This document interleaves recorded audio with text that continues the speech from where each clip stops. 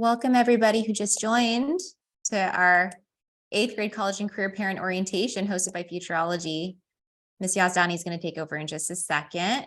You have a full team with you tonight. You have the entire counseling team from Futureology with you. And I think Ms. Yazdani, we're ready. We're kind of we're evening out a little bit. So whenever you're ready to take it away, I think we're ready to go. All right. Hi, everyone. Thanks for joining us. So like B mentioned, my name is Ms. Yazdani. I'm one of the college and career counselors, and I'm located over at San Juan Hills High School. So tonight we will be going over 8th grade college and career parent orientation. And like B mentioned, this is hosted by Futureology. So we move on to the next slide. Okay, so who is Futureology? We consist of a team of 4 college and career counselors. We also have a college and career coordinator. Her name is Erica Gardner, and she is joining us tonight as well. So we are all credentialed school counselors. We have experience with college admissions. So each one of us has experience reading college applications for universities and in helping universities make an admissions decision. So we're well versed in both college admissions and kind of the high school college and career readiness side of things. We're very much so a data-driven team. So everything that we do, we try to gather data and make sure that what we're doing is working and it's working well. And then these are some ways that we can support you and your student. So we offer one-on-one college and career counseling appointments. In the fall, we are typically working specifically with seniors and juniors. And then in the spring semester, we open up appointments to freshmen and sophomore students. Of course, if your student has a question and they want to come by the College and Career Center at our school site, we're more than happy to help them. But in terms of having like a one-on-one dedicated college counseling appointment, we like to reserve that in the spring semester for freshmen. We also host events and workshops. So we have workshops that we'll host during the school day at each one of our school sites. And then we also host evening webinars like the one that you're all in tonight. And then we support school-wide college and career initiatives. We offer free events, presentations, and workshops. So we work for Capistrano Unified School District. So we're part of the school district. So everything that we offer is free. And then we have a full functioning Futureology website with tons of resources. You can find our webinar locker on there, which basically will give you access to a lot of different presentations that we have done in the past that were online. So if there's a topic that you're wanting to learn more about, like how to build a college list or college admission testing, anything college and career related, feel free to check out that website because there are a ton of resources on there. Like I mentioned, my name is Jessica Yazdani. You met Miss B. Nguyen at the beginning of this presentation. She's at Aliso Niguel High School. We also have Erica Espejo joining us tonight. She is at San Clemente and Capo Valley. And then Nicole Rengifo, she is the college and career counselor at Tesoro and Dana Hills. Okay, so what can you expect for tonight's presentation? We'll discuss course registration and the transition between middle school and high school. We'll go over A through G requirements, which are a set of requirements required by colleges versus high school graduation requirements, understanding the college and career planning process a little bit better. We'll talk about college admission trends and updates, and then we'll talk about parent roles and how you can support your student throughout their time in high school. Okay, next slide. Okay, so preparing for freshman year, roadmap to high school. So every high school will hold a parent information session and an 8th grade expo. So most likely you've all already heard about the 8th grade expo that was held at the high schools. Depending on which one you were planning on attending. They were held in the spring semester at the beginning of spring semester. So hopefully you were able to attend that. If not, it's totally fine. You'll have other times in the year where you'll be able to go and explore the campuses and learn about the awesome programs that our high schools have to offer. In addition to that, hopefully your student already logged into Aries and picked out their classes for their freshman year.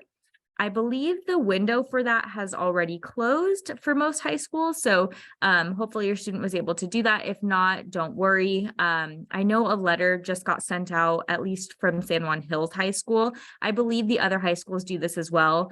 But they sent a letter home to families notifying you that, you know, your schedule has been created in Aries. And if you have any final questions or if you need to modify something, they provide instructions in that letter. So be on the lookout for that as well. Okay, so this is an example of a freshman schedule. So your student will be taking English as a freshman, along with math, a science class, maybe a college prep class, foreign language, health, an elective, and then PE or a sport.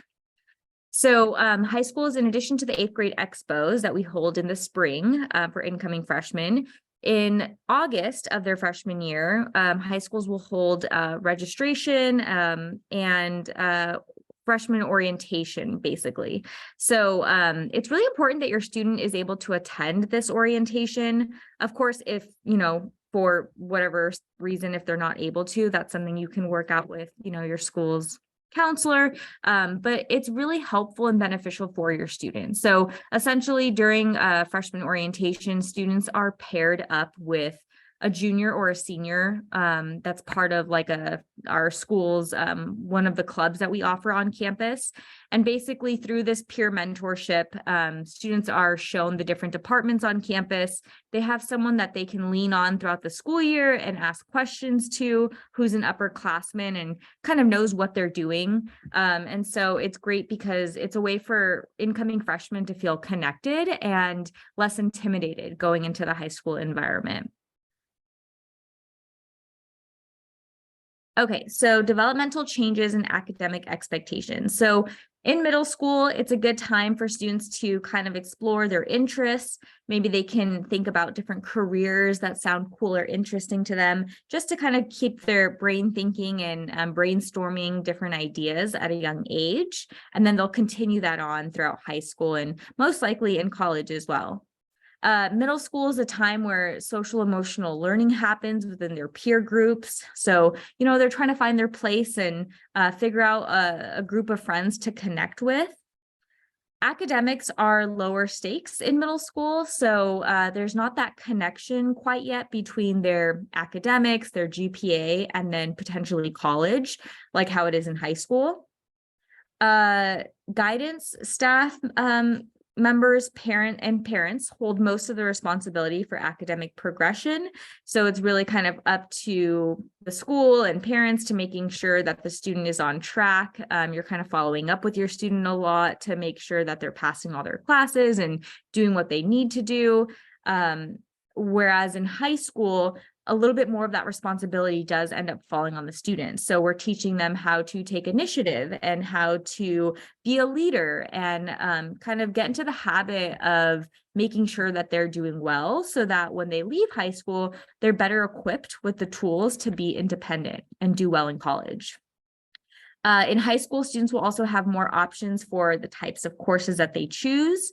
A little bit later in this presentation, you'll learn about CCA, which stands for College Career Advantage. And that's basically a program that offers career technical education classes to students, both during the school day, and then we have after school programs as well.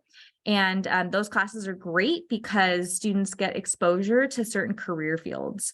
So we have things like forensic science, engineering, robotics, medical assisting. So they have a little bit more flexibility and opportunities to take classes that maybe they're really interested in when it comes to the high school environment. Social emotional learning within peer groups will continue. So maybe some of their friends from middle school didn't go to the high school that they chose to go to. And so they're having to find their new place on campus. They're having to network and make new friends. And then academics are higher stakes now. So if your student is planning on attending college after they graduate high school, they want to start off in their high school environment strong. So they want to develop strong study habits, they want to set the tone for the next couple of years in high school. So it's of course okay if your student is struggling a little bit and has maybe a hard time kind of adjusting to the high school environment. But that's where maybe the parent can step in and provide additional support, see what they need from you. Maybe they need extra tutoring. Maybe they need to take advantage more of tutorial time, and help them get into the habit of doing well as early as freshman year, so that again, they're kind of setting the tone to continue to do well throughout all of high school. And then, like I mentioned earlier, students are now kind of in that group of people that are making sure that they are successful in high school. So it really is a group effort. It's the student, it's the counselor, it's teachers, and kind of the parents as well, all working together to make sure that the student is where they need to be. Okay, so now we're going to discuss A through G requirements. And like I mentioned earlier, A through G is basically a set of 15-year-long courses that are required among UCs and Cal State universities, but many private and out-of-state universities follow a similar guide to what UCs and Cal States require as well. So it's a good guide to follow regardless of where you're applying to college. There are 9 UC campuses, if you weren't aware of that. So that includes schools like UC Berkeley, UCLA, UC Riverside, UC Merced. And then there are 23 Cal State universities within California. So those include schools like Cal State Long Beach, Cal Poly Pomona, Cal State Fullerton, San Diego State. There's 23. So like I mentioned, there are 15-year-long courses that they require that students take and pass with a C or higher in order to be eligible to apply to UC campuses and Cal State universities. These requirements are slightly different than what's required for high school graduation. So that's something to be mindful of, and we'll go over that. I'll show you exactly what those differences are in just a little bit. Who monitors your A through G coursework? So students should be monitoring their A through G coursework along with their counselors. So each year in high school, school counselors will meet with students in each grade level. So they'll meet with your freshmen and they'll talk to your freshman student about courses for next school year, but they'll also ask your student, what their goals are and if they plan to apply to college one day, and they'll review their A through G requirements and kind of the A through G track with them as well. And then who can help if you have questions? So your school counselor is one of your #1 resources for making sure that you're on track when it comes to fulfilling A through G requirements, along with your high school graduation requirements. And then Futureology, so us college and career counselors, can help you when it comes to the college application piece, understanding college admissions and new trends and updates that are happening. And then we can also provide support with career exploration and helping your students decide on a major and helping them maybe apply to part-time jobs and helping them with their resume. So it's both college and career that we're able to support them with throughout their time in high school. Okay, so these are the specific A through G requirements. And one thing to note is that the minimum is 15-year-long courses, but really what makes students competitive and stand out when it comes to college admissions for UCs and Cal States and for private and out-of-state schools is if they went above and beyond those minimum requirements. And any language where you see a college will say, like, we highly recommend a 4th year of, X, Y, and Z course, that basically means they really want your student to take that 4th year. So if they say they recommend it, you should most likely just go ahead and take that recommendation. So for history and social science, they require a minimum of 2 years, but they recommend 3 or 4. English, the requirement is 4 years. Math is 3 years, but they strongly recommend that 4th year. Lab science, 2 years is required, but they recommend 3 to 4. Language other than English, the minimum requirement is 2 years, but again, students should aim to go higher than that and take a 3rd or even a 4th year foreign language class. 1 year for visual and performing arts, but they can take 2 if they want to stand out, and then 1 year of a college prep elective. Okay, and then this is kind of a comparison chart between our high school graduation requirements versus what is A through G requirements. So for high school graduation, we require 3 years of a history, and for UC and CSU A through G requirements, it's only 2 years. But again, we recommend 3 for college admissions. So what's nice is that they'll already have that 3rd year kind of built in since they're planning on graduating high school. The English requirement is same between high school graduation and A through G, so it's 4 years of English. Math requirement for high school minimum is 3 years, and same for college. But again, I almost don't even want to say recommend a 4th year because they pretty much just like really want students to take that 4th year math course. So strongly encourage that all students take 4 years of math. 2 years of a science is required for high school graduation. Same for college admissions. However, they recommend a 3rd year. Visual and performing arts or a world language or a career technical education, 1 year is required for high school graduation, and 1 year is required for college admissions. And then for A through G requirements specifically, they don't require that students take PE or health. So there's a difference there. So PE is more of a state requirement that students have to fulfill along with health. And then for A through G requirements for college, they do require a college prep elective. Students typically fulfill this requirement if they have met the minimums in a different category. So because anything past the minimum, they can use to fulfill that college prep elective. That probably sounds confusing, but basically if they've taken 3 years of a foreign language instead of the minimally required 2 years, they can use that 3rd year to fulfill that college prep elective. So there's multiple ways that they'll be able to meet that requirement. And then SAT and ACT testing is actually no longer required for UCs and Cal States for admission purposes. So it was required up until the pandemic. And ever since the pandemic happened, both Cal State universities and UCs have gone what they're calling test-free, meaning even if you were to send them your scores, they're not supposed to use those scores to make an admissions decision. And then outside of UCs and Cal State universities, many universities have remained what they're calling test optional, meaning if you do well on an ACT or an SAT exam, you can send them your scores and it may help you in terms of getting in. But if you did not do as well as you had hoped, we recommend that you do not send your scores because it could potentially hurt you.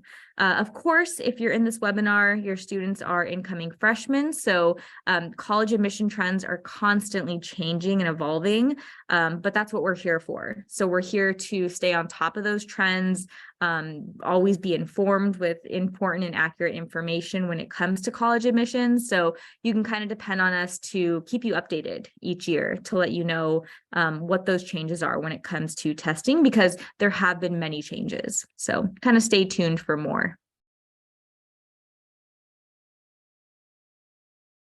Okay, am I passing it over to you? You are, yes. Oh, okay. All right. So I will be passing it over to B to talk about course options in high school. Awesome. Thank you so much, Jessica. All right, everybody, welcome again. We're really excited to be with you. We have so many families in here who want to learn more about preparing for 9th grade, and we're excited to share this information with you. Let's talk about course options in high school. So this is everything high school courses related, high school courses 101. So first of all, if we have any 8th graders in here with us, including, not just parents and guardians, but also students, let's go over some high school vocabulary and let's talk about the different types of courses that students have available to them so that you're aware of the kinds of courses students can take in high school. So we have non-college prep courses, and Ms. Yazdani mentioned this a little bit earlier, and this was specifically with regards to PE and health, right? So there are courses that our students will take throughout high school that might be considered non-college prep or kind of regular high school courses. And that would include any kind of non-academic class, which would include health, PE, for example. Most other courses they take will be academic courses or college prep courses, but I'm going to show you in just a second on a sample high school transcript what it looks like for a non-college prep course versus a college prep course, okay? So then we have, of course, college prep courses, and these are our standard academic classes, and it's going to be the bulk of the classes that your students take while they're in high school, including English, math, science, history, foreign language, etc. So these are our standard college prep courses. And then we also have honors and AP courses. So the distinction for these two levels of courses, honors and AP, is that they add weight to a student's high school GPA. A perfect GPA in our minds, when we think about it, is a 4.0, right? Because you're assigned 4 points for an A, 3 points for a B, 2 points for a C, 1 point for a D, and 0 points for an F, right?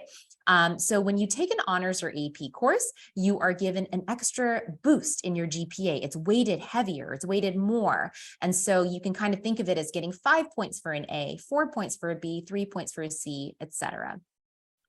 So there's the extra added bonus of that, right? Is if your students are taking AP honors courses, they're getting a GPA boost, which is always really nice. And of course, through the college admissions lens, that helps as well, because colleges are looking at both a student's unweighted GPA, their peer GPA without any bumps, right? But they're also looking at a student's weighted GPA to give them an indicator of how much rigor was included in that student's high school record. And then that also, includes IB courses, so International Baccalaureate. So honors, AP, and IB are all weighted courses. We only offer IB programs at San Clemente High School and Capper Valley High School right now. So for our families who are entering any of the other high schools, IB will not be something for you to take into consideration. It would be mostly AP and honors courses for those other high schools. So let's take a look at a high school transcript so that you can be prepared to analyze your child's transcript once they start taking high school courses. So this is a sample Tesoro high school transcript for a student. And let's take a look at the pieces one by one. Okay, so right here, we're going to see that on a student's high school transcript, when it's generated for you, there will be multiple GPAs that you'll find. There's an academic 9 through 12 GPA, an academic 10 through 12 GPA, and a total GPA. So quickly, just a run through for you, an academic 9 through 12 GPA will include only college prep courses. So the academic GPA 9 through 12 will not include PE, for example, health, lacrosse, water polo. Those are non-academic courses, so they will not be counted in this GPA. And this is a 9 through 12, a total high school picture. The academic 10 through 12 GPA is going to be a glance at what maybe your student's UC or Cal State GPA might be, because the Cal States and the UCs will only utilize 10th and 11th grade to calculate your child's GPA for the purposes of admissions. And so we include the 10 through 12 GPA here for you so that you can see roughly what your child's UC or Cal State GPA will be. And then finally, we have the total GPA. 9 through 12. And as you can imagine, the total GPA includes every single class your child has taken, including the non-academic classes such as PE or health. And private schools will look at these different GPAs. Some will look at an academic 9 through 12. Some will look at the total GPA 9 through 12. So they'll utilize different GPAs depending on the school your child's going to. So now you know what the different GPAs are. You'll notice that also we'll see here that you can see your child's class size, how many students are in their graduating class, and then what your child's rank is. We rank on a decile scale. So when you see the 1 here, that does not mean that your child is number 1 in their class. It means that they are in the top 10% of their class. If you see a 2 there, they would be in the top 20% of their class, so on and so forth. Moving forward, you'll see here that at the bottom of the transcript, any kind of academic recognition, specifically superintendent's honor roll and principal's honor roll, will be indicated on the student's transcript so that they can include that on their college applications, which is a really nice addition. You'll also see here a credit summary box so that you can see where your child stands as far as their credit completion goes for high school and what they still need to complete. And going back to what I said earlier, this is how we're going to be able to tell precisely if the course your child is taking is a college prep course or a non-college prep course. Any class with a P next to it stands for college prep. You'll see here that volleyball does not count as a college prep course. Furthermore, if you look to the left of the P's, you'll see A's and plus signs. So if you look at the key right here, A stands for AP, plus sign stands for honors weighted. So AP, if you see an A or a plus sign, that means that that class is going to be given an honors weight when it's calculated in the student's GPA. And we will be sharing these slides with you later on after tonight's webinar. So you will have a copy of all of these slides. So how are you going to discern the differences between honors physics versus AP Physics 1 versus AP Physics C? One of the best tools that you can use as a family is to refer to the district's course catalog to be able to look at the descriptions for each of the courses your student is considering taking. The course catalog is going to be your go-to for, again, making sure that you understand what the student is getting into when they sign up for a class. It's a great way to see if there are any prerequisites required for the course that they wish to take. And there will be other tools in there, including instructions on how to understand a transcript, much like we just went over together. And it'll help you make decisions about your child's class schedule each semester. Above and beyond that, Ms. Yazdani had mentioned A through G requirements, which are hugely important to make sure that your child has every opportunity that they can possibly get to be eligible to apply to colleges. That's what we want for them, is at least for them to have the opportunity to apply to college, right? And so this tool will allow you to search your school's A through G approved list. Every high school in our district has an approved A through G list that is sent in and submitted to the UCs and Cal States every single year. And this will be a great tool for you to see which courses are offered at your school and that are A through G approved. So we have instructional slides here for you. I won't spend too much time on them, but you will receive these slides after tonight so that you can pull up your school's A through G list. You can see here there's a screenshot. If you go to this website, you'll be able to type in your high school's name. From there, you're going to click on the high school and then you're going to click on course list. And this is how you're going to be able to access your high school's A through G approved list. And it will be categorized by subjects. So category D is science, and this is the example that you see here in front of you. If you look at the top, you'll see that they show the years required versus the years recommended, just like Ms. Yazdani mentioned to you earlier. If you look here, you'll notice that there are some courses with gold stars next to them. These are honors weighted courses. One tricky thing to note is that sometimes our high schools will weight an honors course, but the UCs will not recognize it as an honors weighted course. If we look on the screen here, you'll notice that honors biology, bio honors, does not receive a gold star for this particular school. And that's because the UCs will not grant this course honors weight when they calculate their own separate GPA for your child when they apply.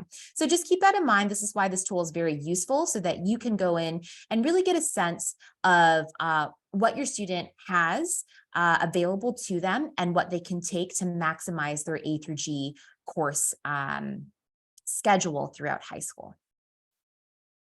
So that was a little bit about the college prep courses, right, that we offer in our high schools and how you can research these courses to make the most informed decisions for and with your child, not for your child, right? So let's talk about some other options that you have that your child has to explore their interests while in high school. So there are two primary courses or course options that students can take advantage of outside of their regular bell schedule or outside of their regular high school courses. And that would be through CCA, College and Career Advantage, and through taking concurrent enrollment courses through Saddleback College or a neighboring community college. These are two excellent ways for your students to not only explore what they're interested in, because this is part of learning what you like and what you don't like and what you're good at and what you might not be as good at, right? It's great for exploration, but it's also great to flex that intellectual curiosity muscle and to demonstrate to colleges that you are a curious student, right? That our students are looking for opportunities to learn more about a subject that's not offered at their school. Furthermore, many of these courses are going to be honors weighted. So let's start by talking about CCA, which is our district's Career Technical Education program. You might know them formally as ROP courses. Maybe when you were in high school, that's what they were called. These are not your ROP courses of yesteryear, right? They are not the same. Our district's Career Technical Education courses are all A through G approved. Many of them are going to be honors weighted. Several of them are articulated with community college courses, which means that if a student were to take one of these CCA courses that are articulated with a community college, they could possibly earn college credit for taking that course, which is wonderful. These courses, again, all honors, not all honors weighted, all A through G. They are taught by industry professionals. So the teachers who teach these courses have worked in the industries that they are teaching about, so they can give students firsthand knowledge and feedback on their work as well. So these courses are offered during the Bell schedule, and they're also offered after school at different high school campuses. For example, Capa Valley High School hosts the after school robotics class. We have pharmacy tech after school at the Capa Valley High School campus.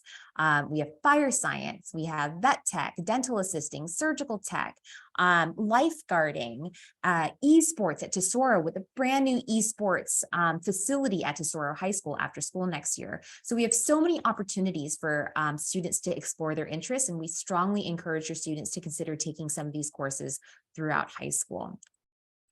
A final way that they can explore courses outside of high school and outside of taking our career technical education courses is to take concurrent enrollment courses through our local community college, which would be Saddleback College. But students are also welcome to sign up at OCC or IVC, Orange Coast College or Irvine Valley College. And this is an excellent way for students to take courses that aren't necessarily offered at their high school. It's an excellent way for them to earn college credit while they're in high school. So anything that they take will land on their permanent college record. So we need to make sure that if they're going to endeavor to take these courses, that they get the best possible grades, because it does remain on their college transcript, right? But this is a great way for them to boost their GPAs, because the Cal States and UCs will consider this an honors weighted course when they calculate their own GPA for them. And it's a great way for students to, most importantly, explore anything that they're interested in. So we do encourage your students to take advantage of these opportunities. Please come see us or your school counselor if you have any questions about that. With that, I'm going to pass this along to Mr. Njifo to talk to you about the college and career planning process. Hi, everyone. So welcome and thanks for joining again. Next, we're going to go over the general overview of what your student and you can expect for the college and career planning process as an incoming ninth grader. So traditionally, the kind of career planning or college planning process kind of looks like this, where students or families would think of a college first. Where do I want to go? Coming up with schools based on maybe your family, your friends, you've heard names on TV. And then once you find a college you might like, then you pick a major. So you look at the college, you look at the list of majors, and then you pick something that you're interested in. And then once you have your major and you graduate in a few years, then you find your career. The issue with that is we kind of want to focus backwards. We want to kind of rotate the arrow the opposite direction and think about picking something that aligns with your interests and hobbies and passions first. You might find a good college, but what if it doesn't always have the major and aligns perfectly with your interests and things like that? So we flip that paradigm and want to focus more on career/interest first. The reason why we talk about it now, because in ninth grade and beyond through high school, students have so many opportunities to explore different subjects, different career-related classes, so that way they can develop their interest and hopefully find a career/major that they are interested in and would love to pursue for a long time. And then ultimately, once you have that major in mind, then with the help of your college counselors, we can help create a college list that is a good fit for you, a balanced list with many colleges that will provide you the best opportunities to land that amazing career that you've found some interest in. So again, the reason why we want to start in ninth grade or even beyond talking about the college and career process is because the more students kind of understand their interests, understand their passions, they can start exploring careers. There are classes they can take on campus. There are activities, things that we do through the Career Center to help students explore their personal interests, explore careers, majors. We have workshops, we have college visits, so that way students can understand what's available to them. We can explore colleges. This way, students have the best opportunity to find a career that they're passionate about, because they're going to work for a long time. So the goal is to have a career that you are excited to go to and that you're going to do for a long time. So one really awesome thing that we have implemented through the district is this website or platform called California Colleges. It is a one-stop shop for college and career guidance for students, and all students through CUSD will have access starting in 9th grade. So students will be able to do things like track their graduation status, track eligibility for colleges. Are you on track? Are you missing any credits that you need to repeat? We can also have students explore careers, learning about what kind of careers are in different industries, maybe what kind of income those certain careers might make. What type of education do those careers take? Helping explore colleges, creating a college list, learning about the admissions process, learning about the financial aid side of colleges. Ultimately, seniors, they're going to be able to launch their actual applications for the UC, CSU, and community colleges. So it's really awesome because students will start in 9th grade searching for careers and majors and things like that, and then work all the way up to senior year utilizing the same platform. So it's really going to be a fabulous tool, and students will all have access to this once they start next year. So over the course of their 4 years in high school, students are going to have many different ways to focus on their college and career planning. But when we think about 9th / going into 10th grade, there are some areas that we definitely recommend students focus on to help get this process started. So learning social emotional skills. Students are interacting with maybe a larger campus for the first time, how to handle more stress, things like that. Starting to learn about their personality. What kind of interests do they have? How does their personality match with potential careers in the future? Is your student more social? Do they like to help people? Do they like to build things? So how can those personality traits eventually lead to careers? Learning styles, study skills, those types of things will help them develop their skills when they're taking different classes and develop their academic skills. As you go through 10th, 11th, and 12th grade, you can see there's going to be a lot of different areas that students can either research for colleges, careers, majors, things like job shadows, CTE classes. We mentioned CCA or ROP classes. We always recommend students signing up if they see one they're interested, learning about different educational pathways. So if you want to go into a certain field, what kind of education might you need or what kind of degrees? And then ultimately up through 11th / 12th grade, focusing more on that college search. So figure out if a school is good academically or socially. Do you like the campus? Do you like the mission of the school? Is it an affordable campus? Do you understand how to pay for it, or what are the options? Does it have a good academic program for you? Is it going to provide you training so that we have an awesome career? Is it academically a good fit for you as a student, your learning style? So over the course of 4 years, we really are going to help students guide them from discovering kind of their interests all the way up to helping them select a potential college or major to kind of select that career. All right, so next, why does this process work? So all those things that you saw on the previous slide, why are those going to be in place over the next 4 years?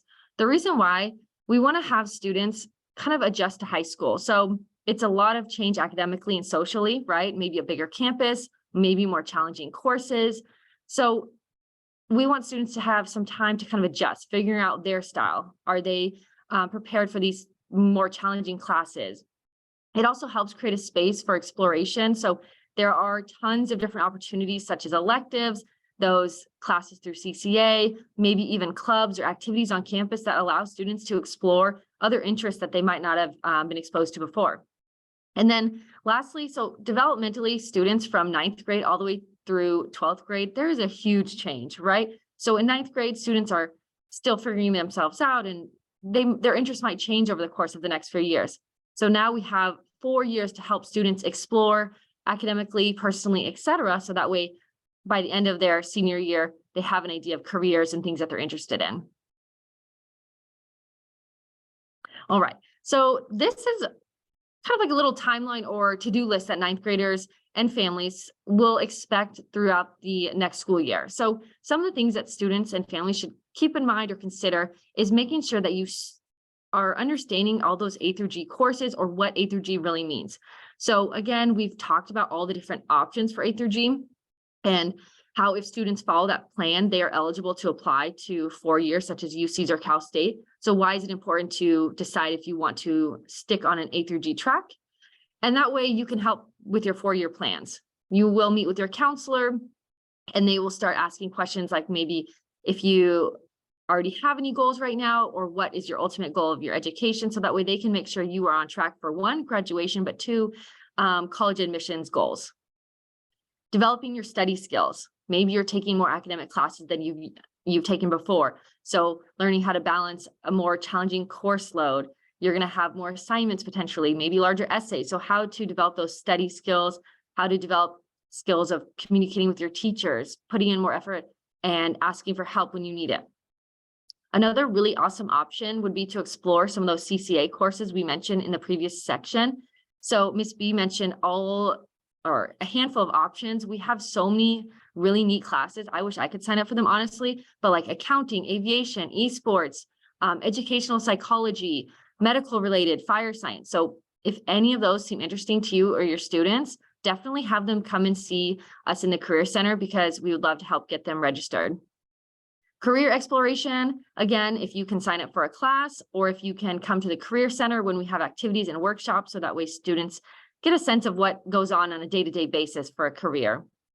Self-exploration, what do you personally like? What is your learning style? What is your personality like? And how can that match with a future potential career? Maybe pursuing your interest through extracurricular activities. So maybe you're in a club or a sport. Once you're a little bit older, you get a part-time job. So any of those things can help develop your interest and kind of create activities that you might gain some useful skills. And then lastly, maybe plan for summer. So after 9th grade, you have summer where you can sign up for classes, you can take college courses, you can take classes to get ahead, so to study a subject maybe you've never experienced at a high school level that we don't offer, volunteer, sign up for a project, travel, do some sort of educational opportunities. If you find an internship in a field you're interested, all of those things would be really valuable. And since students maybe have more free time over the summer, it would be a great time to do that. Other ways that we can support you. So our Futureology team, we each are located at a high school. So in the College and Career Center, which is usually located near the library or the counseling office, we're available during the school day for students. So students can pop in and just ask random questions.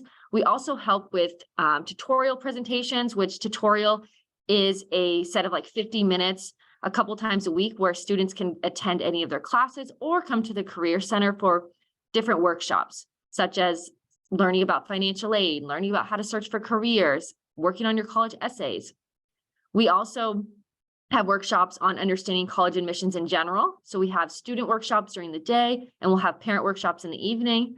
Tons of career-related exploration activities happening during the day in the Career Center. We'll have workshops on financial aid for students and parents, so that way you understand what's to expect when you have to pay for college, if you can find scholarships or loans or grants and things like that. How to help build college list. We'll have workshops for juniors and seniors to help get those lists ready to go. So you have a balanced list of schools that meet your needs academically and socially and financially. We put on a very large college fair every October. So that is a great time for students and families to come and talk to hundreds of colleges at one time. There'll be UCs, Cal States, privates, international even, learn about their admissions, maybe a random major they offer. And then lastly, you can schedule a one-on-one appointment with your Futureology counselor if you want to go in more depth about specific things, in addition to students being able to stop in during the school day. All right, next I'm going to pass it on over to Mrs. Espejo to talk about the college admissions overview. All right, thank you so much, Rangivo. We're going to talk about the college admissions overview. So first, let's go over some of our admission basics here. So when we're looking at college admissions, there's a few factors that we need to keep in mind. The first is academic rigor. As we mentioned earlier in this presentation, the importance of taking higher level courses such as honors, AP, or IB, and also going beyond the minimum requirements for A through G. So let's say you want to major in something like engineering, biology, something in the STEM field. Taking those extra 3 or 4 years of math, taking the additional 3rd and 4th year of science is definitely going to help you make yourself a competitive student on the application. Also, considering taking courses outside the normal 1 through 6 bell schedule, earlier we covered CCA courses, career exploration courses that is offered by the district. And we also covered taking dual enrollment courses at perhaps at Saddleback College. And we also have a program called College at Capo, where you can also take dual enrollment classes on our high school campuses here. So also just thinking about what can I do? What kind of courses can I take that will make me a competitive applicant?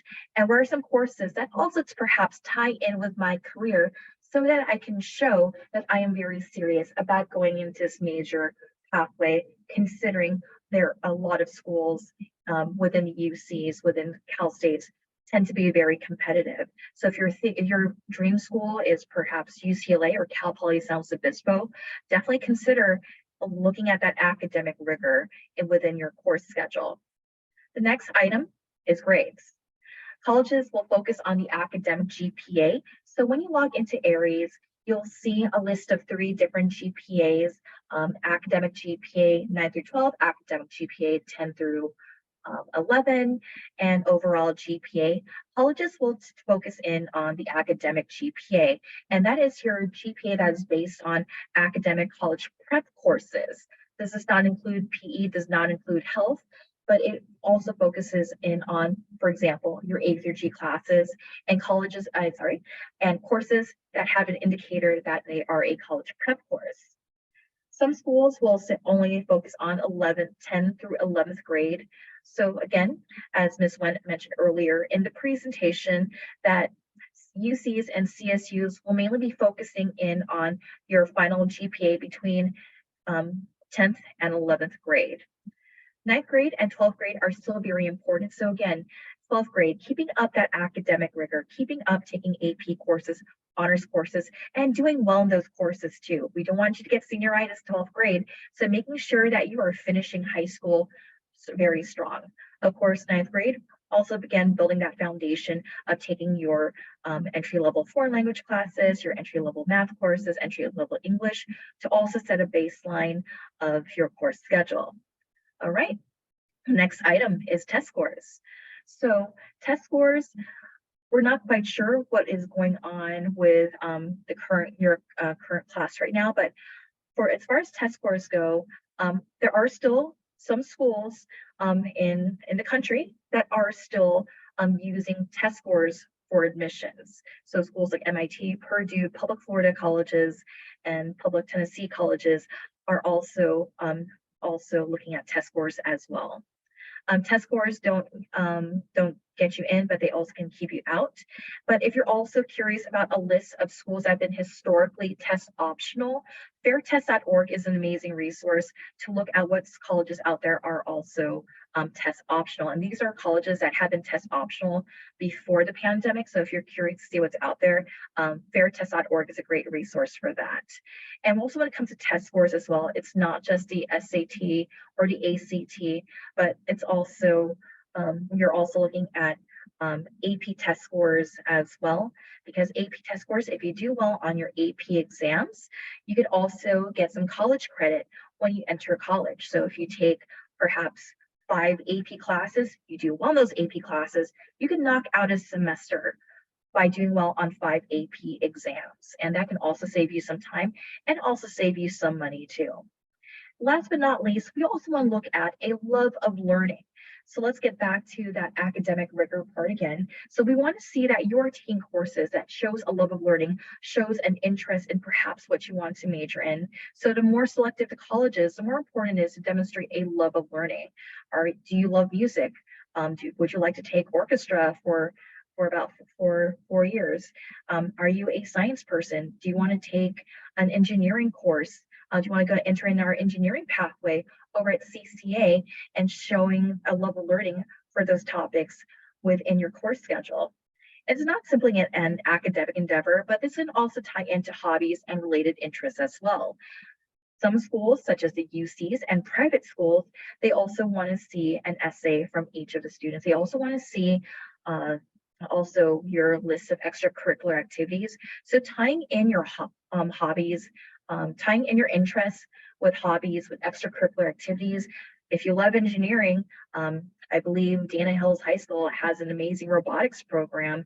And if you want to go into the medical field, there's a few high schools that have like a club for folks who are interested in the medical field. If you love community service, I know over San Clemente High School, if you love animals, they have a few animal rescue types of clubs out there. So also just tying into your interest with something you want to do after school, perhaps manifested within a club, volunteering, is also shows a love of learning and a passion for a particular subject. And it should be should be genuine, and it should be student driven. Again, I would like to emphasize quality over quantity. They're not looking for a student who's in all the things, but rather a student who is very much focused on a love of learning and a love in a particular topic. Okay, next. All right, some of our next steps and recommendations. So college journey, what can you expect? So we have our timeline right here. So 9th grade, as we mentioned earlier, developing those study skills early on, understanding what kind of learner you are. Are you a visual learner? Are you a kinesthetic learner? Are you a auditory learner? And also taking A through G courses. Work with your high school counselor to see where you are with A through G, and also use the website that we mentioned earlier, californiacolleges.edu, to also help keep you track with A through G. Exploring careers, we mentioned earlier that we have each school of our high schools has a robust college and career center, and you can meet in the college and career center, attend workshops, take a career assessment to explore different careers, and then perhaps take a CCA course to further explore said career and further also develop skills within that career. Exploring yourself, getting to know who you are, and just understanding what are your interests, what motivates you, what drives your love for learning. Pursue hobbies and interests. So thinking about like the school year and summer. So what are your hobbies? How can your hobbies perhaps tie into a major? How can your academic interests tie into the community service? So kind of like just thinking about how your hobbies, interests, love of learning, where do they all intersect?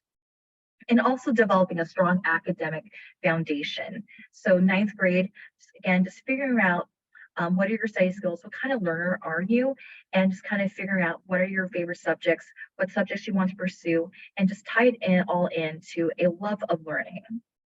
10th grade, again, just continue taking those A through G courses. And perhaps this might be the year, like maybe you might consider taking an IB course or an AP course. And also to maintain academic rigor. So again, consider taking an IB or AP course within 10th grade. Continue exploring careers, explore majors, and just kind of like how your interests relate to majors. And perhaps consider taking a mock SAT or ACT. We have a partnership with Revolution Prep, and you can take a free mock practice SAT or ACT online for free.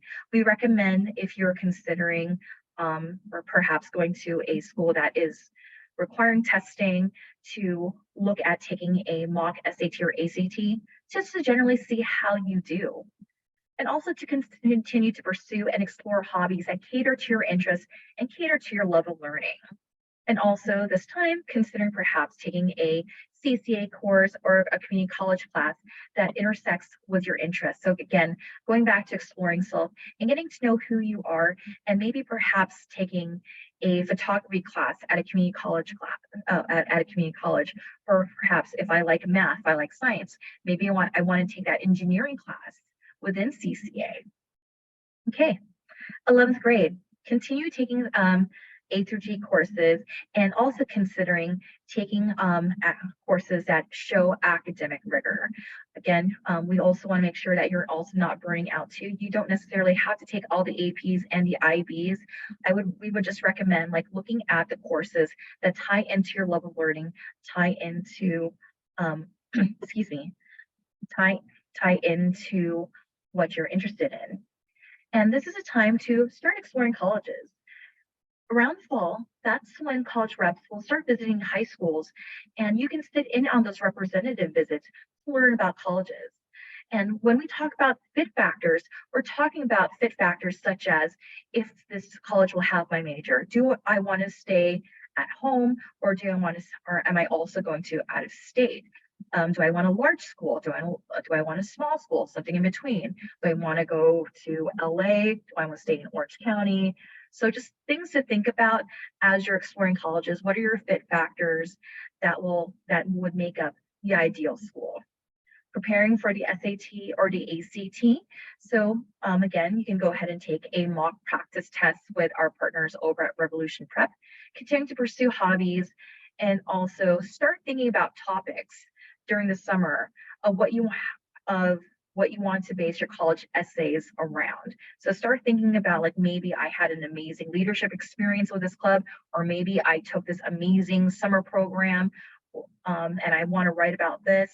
So consider like what topics you want to write about in your college essays. Also in 12th grade, continuing taking A through G courses, having a strong academic schedule in 12th grade. And again, just to continue taking on an AP, IB, or honors courses within those schedules.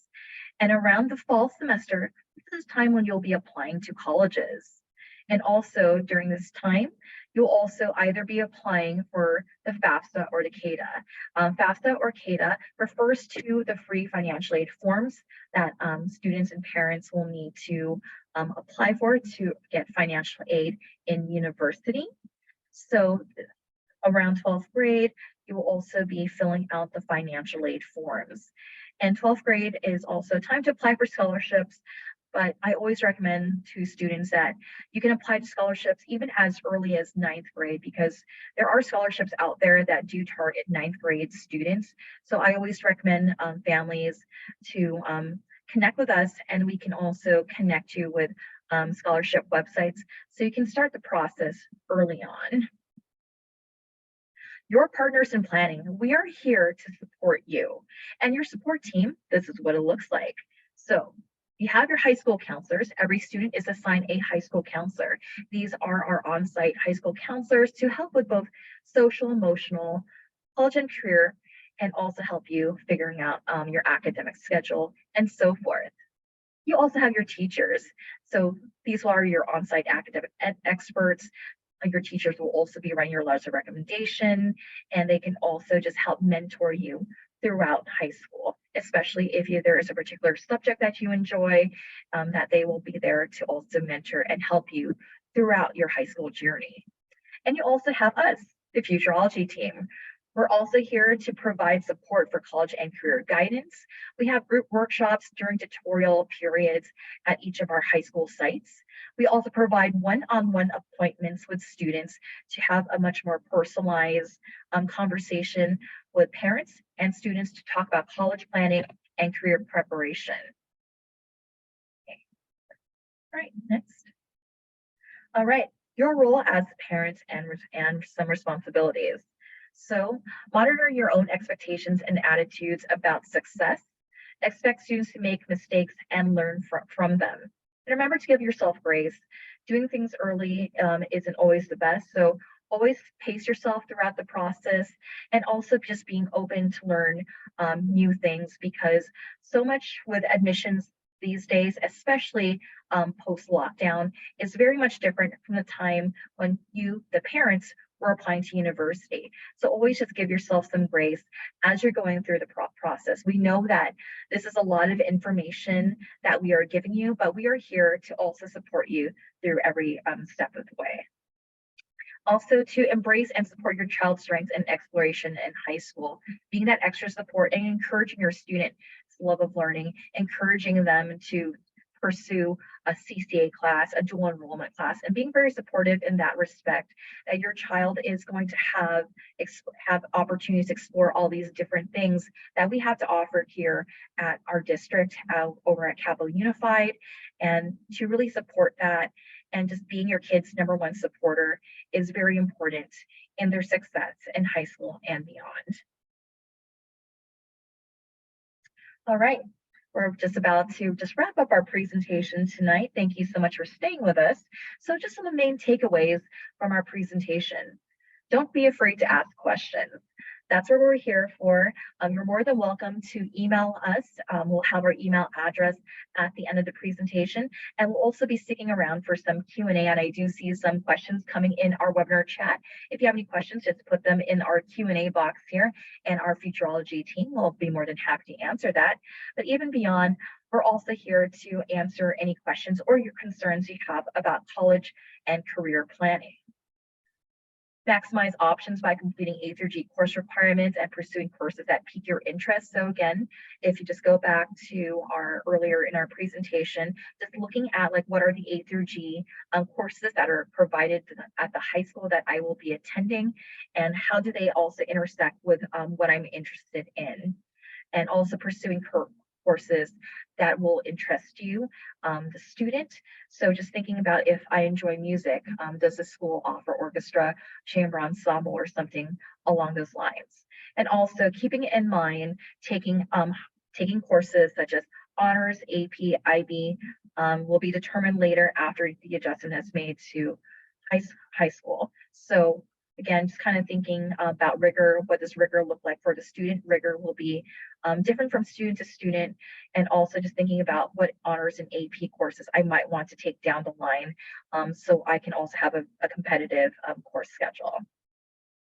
And remember that each student's stress and achievement index is different, so find that medium. So just having your student, having your child understand how they handle stress, and like where that lies in with how stress might affect them academically, because at the end of the day, mental health is very important, and it's important for the student to know what are their limits, what are their boundaries, and to just basically just be supportive of them within their mental well-being as well. And remember that college admissions changes every year. We definitely saw this post-lockdown, and remember that your child is so much more than a university title or a test score or a GPA. Take each step deliberately and based on the individual students' needs and preferences. So we know that this is a very long process. It's a very daunting process when we're thinking about how do I prepare my student for university, for the next, what will life be after high school, and how we can best plan high school to prepare them for those years after high school. Just to keep in mind that your child is just more than a university title, test score, and GPA. They have amazing things to contribute to the world and so forth. All right, let's talk about some resources. So available at any time, we have our webinar locker, and we also have our YouTube channel. So we have over 100 presentations from previous years with our partners such as Revolution Prep, CollegeWise, and some how-tos, including how to do XYZ application. So highly recommend checking out our webinar locker and YouTube channel. We also have our resource library on our website. So this is a collection of planning guides, documents, summer program guides, and so forth. If you want to just take a look at what we have online. We also have our college fair that is coming up next semester, next fall, on October 2nd. This will be taking place over at Capo Valley High School. This is an annual event that we do every year, so I always recommend to check it out. You can have an opportunity to talk to university representatives and just kind of just get to know just different colleges like across the country. All right, that is it for our presentation. If you have any questions, you can email us at CUSD-Futureology@capousd.org. If you have any questions, you can throw them in the Q&A, and our team will be more than happy to respond. We want to thank you so much for your time, spending your evening with us, and we hope to meet with each and one of you very soon at the College and Career Centers. Thank you, and have a nice rest of your evening. Thank you so much, everybody, for joining us tonight. We are going to stay back, as Mrs. Bejo mentioned, for Q&A. We already have some questions coming in, so I can go ahead and read off some of the questions and moderate the Q&A, and our team will be able to answer some of these questions for you. One of the first questions we wanted to address was from Laura, who asked about the differences between an honors and AP course. That's a great question. So they're both weighted, right? So we mentioned that earlier, is that they both can add weight to a student's GPA. Honors courses they involve more rigor, possibly additional work in the course, or just different work that forces students to think a little bit more critically within their class. But it's an advanced level course, right? So honors bio will have more rigor involved, possibly more work, maybe more critical thinking involved in the courses, and maybe more projects, for example, in the course compared to regular biology. Now, advanced placement courses are for college credit if the students take the AP exam at the end of the course and pass that exam with a score of 3 or higher. Colleges will grant college credit for past AP exam scores, but what credits the colleges will grant will depend on the university or college itself, right? So some colleges might say, okay, if you pass the AP Lang test with a 3 or higher, we're going to grant you, 3 units for writing 1 at our university. Other colleges might say, well, you have to earn a 4 or 5 on your AP exam for us to grant you credit for writing 1, right? So colleges will vary and differ in terms of what kind of credit they'll grant your child. But the takeaway is that AP courses are a great way to possibly earn college credit while you're in high school. And you do that by taking the course and taking the AP exam in May at the end of the year and passing that AP exam with a score of 3 or higher. So that's the big perk of AP exam. So hopefully that answered your question. And if you need follow-up with that, just let us know. Okay, let's see. What other questions do we have here? Nicole, Jess, Erica, if you want to hop in on any of these, please just feel free to hop in. I'm just going to answer Lori's question.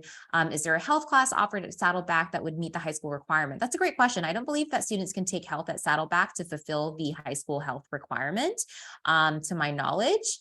I believe that they would have to take health through the district. I believe it's offered over the summer. It's a summer school option so that they don't have to take it during the school year. So let's say your student is going to be in orchestra and taking a foreign language in their 9th grade year. They're not going to have room in their schedule for health. And so they can take that over the summer. But taking it at Saddleback would not meet the high school graduation requirement, to my knowledge, because the curriculum and standards are different from state and district curriculum standards.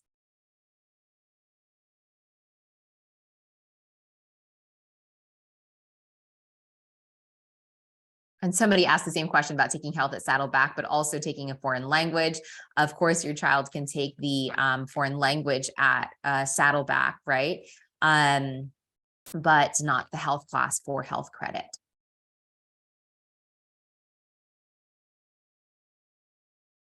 Okay, let's see here. Howie had a question about AVID for incoming freshmen. So most of our high schools have an AVID program. Not all of them do. I don't believe Tesoro High School has AVID, for example, at this point. But AVID is an excellent program for students who want to be college bound. And it will be a program that ideally would serve a student from 9th grade all the way through 12th grade. And it would be a class period that they would take throughout high school that would provide them mentorship and support, including tutoring and lessons and field trips, all relating to being college and career ready. So it's a great opportunity for students. If your student was invited to participate in AVID, it's something definitely to consider. AVID teachers are very passionate about what they do, and they help advise students and support them in being, again, college ready. That is what AVID is all about, advancement via individual determination. It helps students get that extra boost they need to be ready and eligible to apply to colleges when they graduate from high school.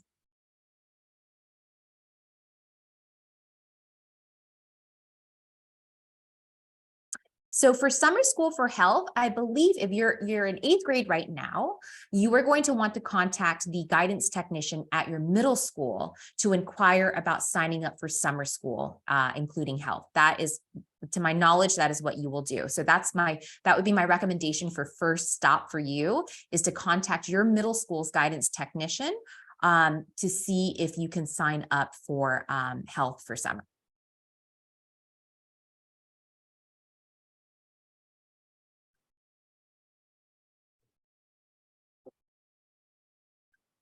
Okay, and somebody wanted to clarify, they were wondering if health through Capo could be taken concurrently with ASL. Yes. So you can take health through Capistrano Unified School District while also taking a course at Saddleback, right? That can definitely happen. So your student can take ASL 1 at Saddleback, and they can also take their health course through Capistrano Unified School District.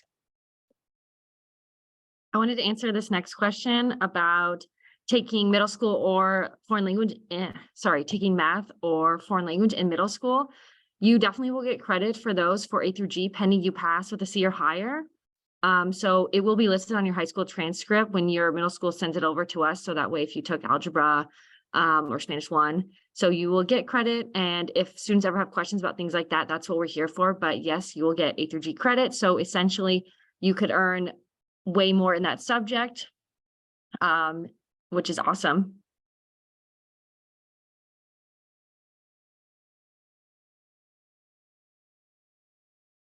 Jasmine, can you take health and geometry this summer? So our district has a policy that you can't take more than 10 credits over the summer.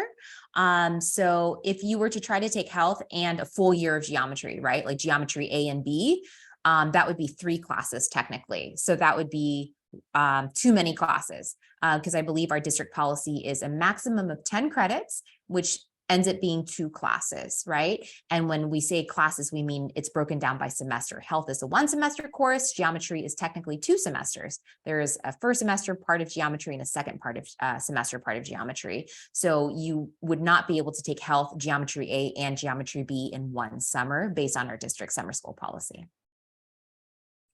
You might want to talk to your high school or your middle school's guidance tech about it, because maybe there are other options for you. But to my knowledge, that is the rule for our district. Okay. Somebody asked in the chat to discuss the difference or to explain more about the IB program, International Baccalaureate. I'm not in an IB school. I'm at Aliso Miguel High School. Capistrano Valley High School and San Clemente High School offer the IB program. So IB and AP are higher level courses. They both involve tests that you can take at the end of the courses that would allow you to actually earn college credit. So they have that in common, which is really cool. But the differences or the similarities kind of end there. Advanced placement courses really are intended to be like college courses provided at high school, college level courses provided at your high school. So the intention and the purpose of an AP course is for you to take a course that is college level, prepare for a test, take the test, and get college credit if you pass the test. That's kind of the sequence, right?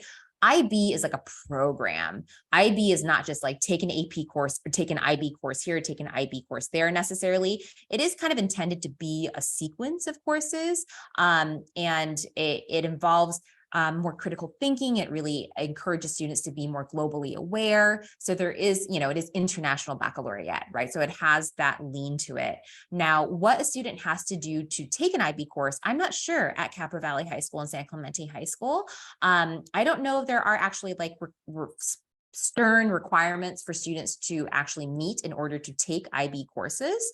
That is something that I would ask a counselor at Capo Valley or San Clemente High School. And for my colleague who works at Capo or San Clemente, if you have any more input on that, you're welcome to kind of weigh in on that. But I'm not sure if there are actually any like hard parameters that would kind of gatekeep you from taking IB courses. I would talk to the high school counselor about that to be sure. And hopefully that answered some of your question. Yes, definitely. I'm talking to your high school counselor to make sure that you're aware of the rigor of the IB program, because it is just about as rigorous as an AP type of course schedule. So that would just be my best advisement, is just to meet with your counselor. And usually some of the IB courses might start in sophomore year, and most IB courses for the course schedule are within junior year and within senior year. So Amy asked, is that 10 credit max only on courses offered through high school summer school, or summer schools and Saddleback units combined? It's kind of tricky because for high school credit, right? If you're taking a course to be put on your high school transcript, geometry, health, whatever it may be, the max is 10 credits. And that's wherever you take it. It could be through an online private school. It could be through our district. If you want that to count for high school graduation and go on the high school transcript, it's 10 credits, I believe, from any high school that you go to, whether that's, again, a private online school or through our district, right? Now, Saddleback is a tricky one because many of our students will end up taking Saddleback courses and don't have any of those courses added to their high school transcript. Many students will opt to take Saddleback courses for the purposes, one, of earning college credit, which has nothing to do with high school, and two, to explore their own interests.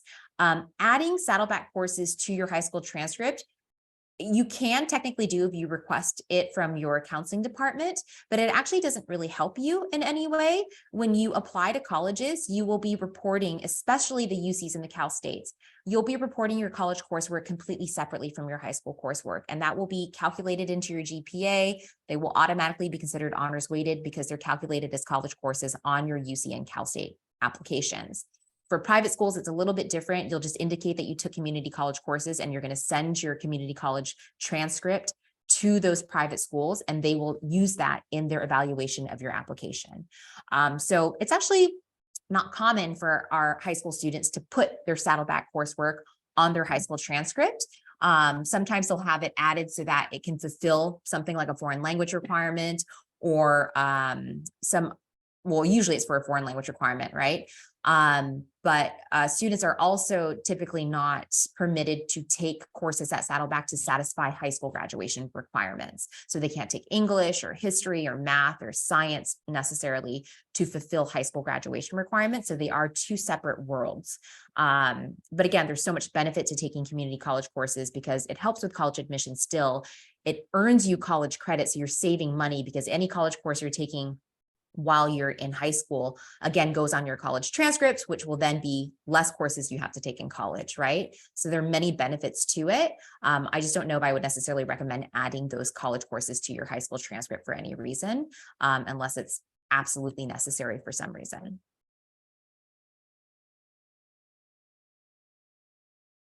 Awesome. You're welcome. Okay, what other questions do we have?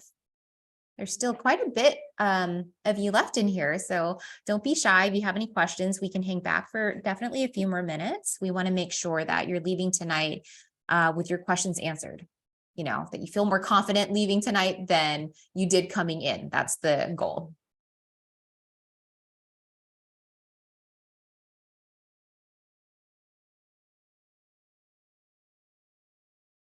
Any other questions? We're so excited to be working with your students next year. We don't meet with 9th and 10th graders until spring, as Ms. Yazdani mentioned earlier, but we're here in the College and Career Centers on campus every day, and they can walk right into the door at lunch or break and introduce themselves to us, talk to us. We're happy to, casually talk to them, set them in the right direction, and come spring, we can have real sit downs with them. And they can participate in all the workshops we have on campus, but we're really excited to have them on campus.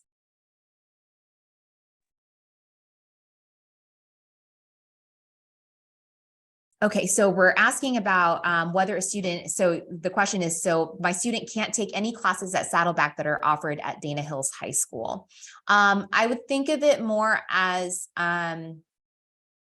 you can't take high school graduation requirement courses at Saddleback generally, unless it's something like, there are exceptions, like a visual performing art, because there is that 1 year requirement for a student to take a fine art or a foreign language to graduate from high school, right? And so if your student were to take that at Saddleback, that could count for a graduation requirement. So that's fine. But other courses that are offered at Dana Hills High School, for example, right? Like sports medicine, or that's a bad example, English, US history, world history, biology, chemistry. Those courses should be taken at the high school for high school graduation purposes. Many of our students who take Saddleback courses are taking courses that are not offered at their high school. They're taking courses to explore and to learn more. If you have a specific example of a course you're thinking about, Julie, in your mind, like, can my student take this? Pop it in the Q&A so maybe we can be a little bit more specific in answering you. But the big takeaway is we're not going to try to take a bunch of Saddleback courses to meet high school graduation requirements, because that's generally not permitted, save but a few courses like visual performing arts or foreign language, maybe. That's a big takeaway.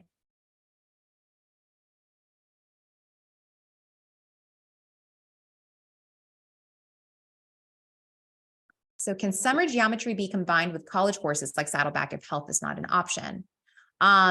Summer geometry can be taken through the district. And if you want to take college courses in addition to that, that should be fine. But those college courses at Saddleback cannot count for high school graduation requirements and would not be added to the high school transcript. Those would be for your students' permanent college record and can be reported on their college applications as additional courses they took, which is wonderful and worth it, right? But any additional courses taken at Saddleback, in addition to geometry, those couldn't count towards high school graduation requirements.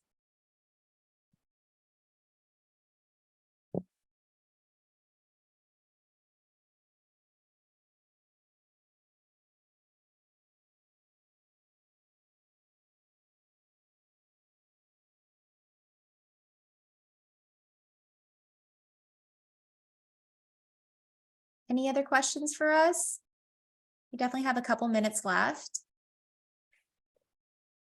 Thank you, Julie. Thank you for coming.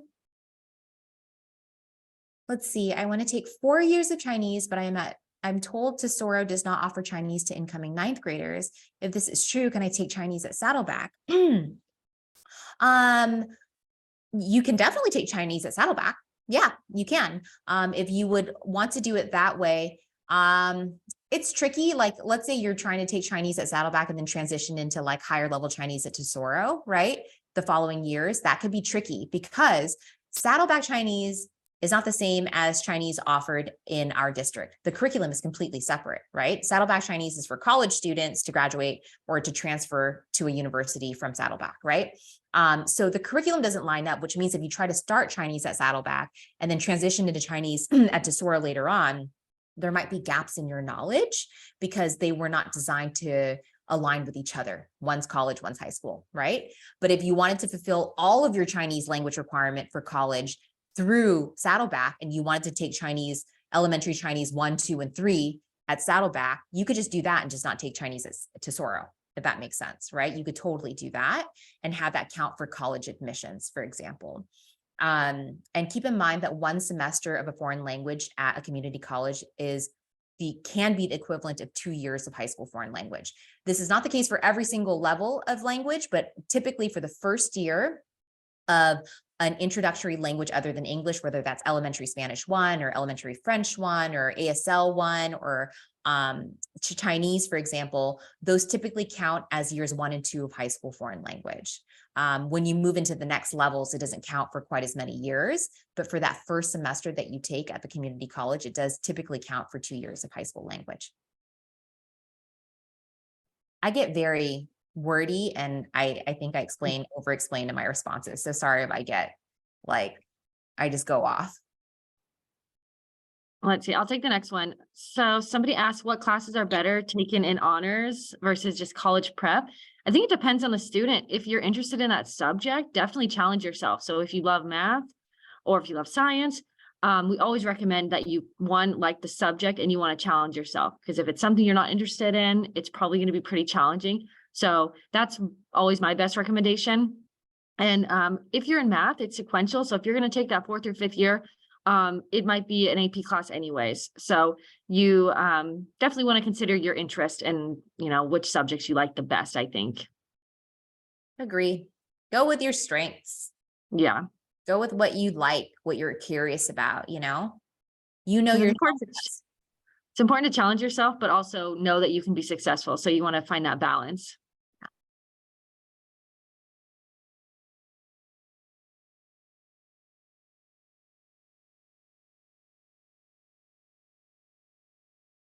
So I'm not sure if the question is asking if you can take A through G summer classes through Capo or like Saddleback, but in general, taking college prep classes that are in subjects that you're interested in is always valuable. So if you take classes at Saddleback, for example, in subjects we don't offer, explore, find some subjects you're interested in, that's great. Yeah. The summer school courses are usually limited what you can take for advancement, so I'm not really sure what's available to get ahead. Usually it's very selective or what you need to remediate, but if you're doing something through Saddleback, definitely. Anything you're interested in or potential major, or just to test the waters, find a cool subject that you're interested in. Yeah. Just remember again that we're not taking Saddleback courses to meet high school graduation requirements typically. It's just it's a way to flex, it's a way to be like, look at me, I'm taking college classes, I'm curious, I'm taking astronomy because it's not offered at Tesoro High School, right? I've had a couple students take astronomy at this point at Saddleback, actually, who are really interested in STEM and math and stuff like that, and the cosmos. Saddleback, again, is a great way for you to explore, to really dive into something and to show colleges that you're a curious learner, that you're intellectually curious, right? And again, you're earning college credit. So it's not for nothing. Just because it doesn't work for high school graduation requirements does not mean it's useless, because it's literally for college graduation requirements most of the time, not all the time. Some courses might not transfer. I recommend taking courses that are considered CSU and UC transferable. So that means that the Cal States and the UCs will both accept the credits from that class. But it's just a great way to start earning some college credit because you save money. College is expensive. So if you can take, 3-4 college courses while you're in high school, you're saving money on those courses because it can be really expensive to pay for classes in college. And it's free for you now. Taking community college courses is completely free for high school students.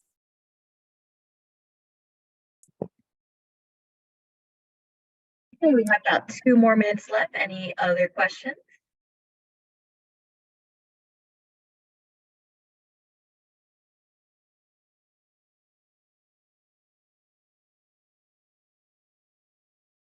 Yeah, Dana Hills High School should have their course catalog under their guidance page. So if you go to Dana Hills High School website and go to guidance, it should be somewhere in there, but you can also, let me see, I bet I could find it right now for you. Let's see if we can find it. Let's be an investigator. I like doing that.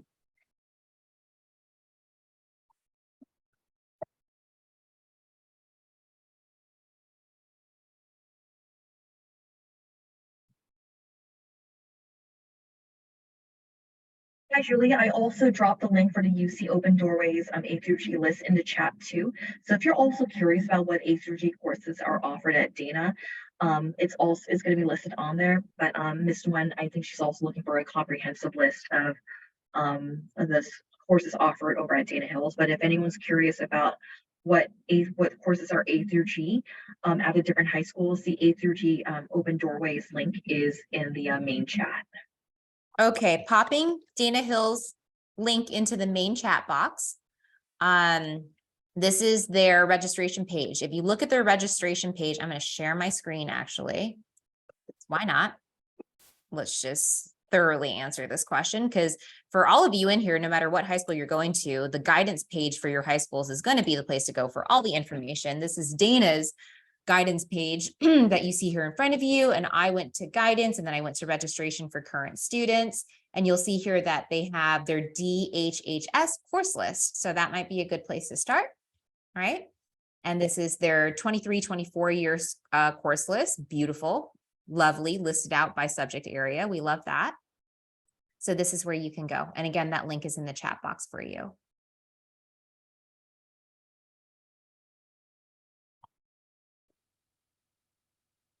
I added the course catalog for all high schools in the chat too. Awesome. So all the other students, not just the Dana ones. Can students take online courses outside of Saddleback like UCI? Would that also be free? UCI courses are probably not going to be free. No. So community college courses are free. It's part of legislation that went through years ago as an assembly bill, and it made it free for K through 12 students to take community college courses, but not at the university level, UCI, Cal State. Those courses would not be free. So if you were to try to take a college course at a university through like a high school summer program that they offer, those would be paid for.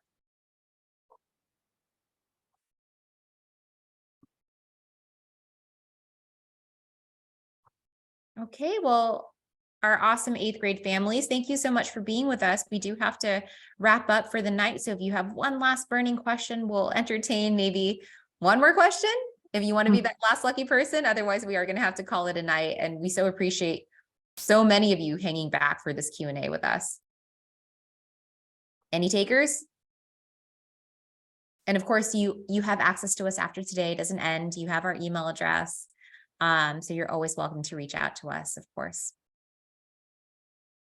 Okay. Oh, I think I see something. How do we see the recording? Great question, Alyssa. So after tonight, we are going to send a link, a YouTube link. We have a very robust YouTube channel. Please like and subscribe all of our videos. We have a ton of subscribers on YouTube. We post all of our presentations on YouTube. We have hundreds of videos. So what we're going to do is we're going to send you our YouTube link for tonight, this week.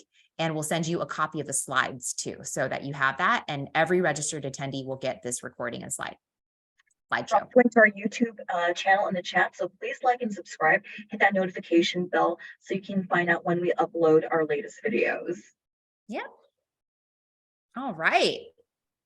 Well, you got that last question. So congratulations. Thank you so much, everybody, for being with us. Have a wonderful Wednesday evening. Have a wonderful rest of the week. Enjoy the last few weeks of middle school, and we will see you in high school soon enough. Okay. We're very excited about it.